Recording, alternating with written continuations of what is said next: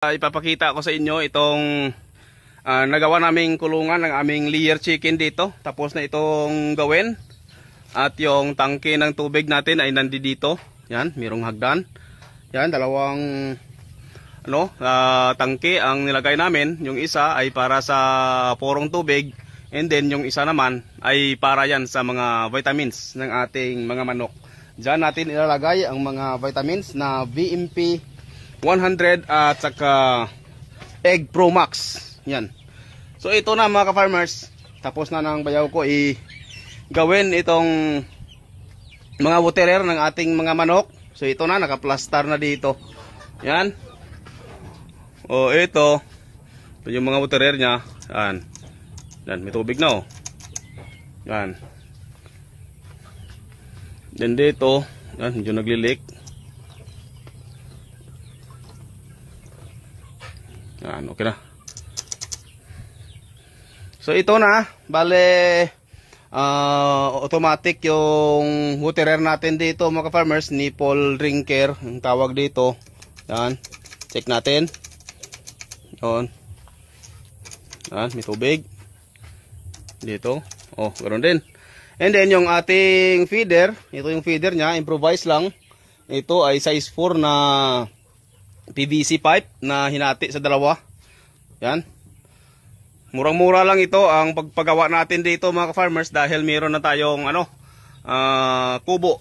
Yan. Itong kubo natin, medyo mababa ito dahil made of galvanized iron.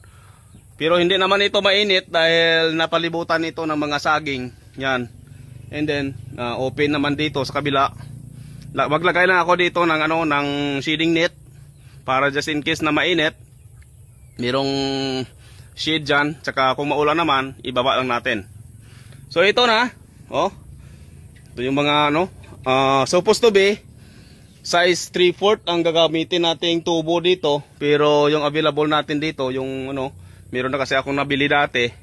Ito na lang, 1/2. And then yung nipple drinker natin, ito na. Nilagyan na namin ng kahoy dito, unang kawayan, para mag-fit siya dahil compatible ito sa size 3/4 na na PVC. So yan. So ito lahat bale 5 battery cage. Bawat cage nito ang kasya ay 40 na manok.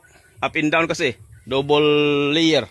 Dito sa isang linyang ito bale 20 heads kasi 5 division and then 4 na manok bawat division, kaya 40 heads ang kasya sa isang cage na ito. And then dito sa kabila ganon din. Yan. So bale 200 ang panimula natin na manok mga ka-farmers, 200 heads. So ito na, plastado na ang ating ang ating cage. Kumpleto na.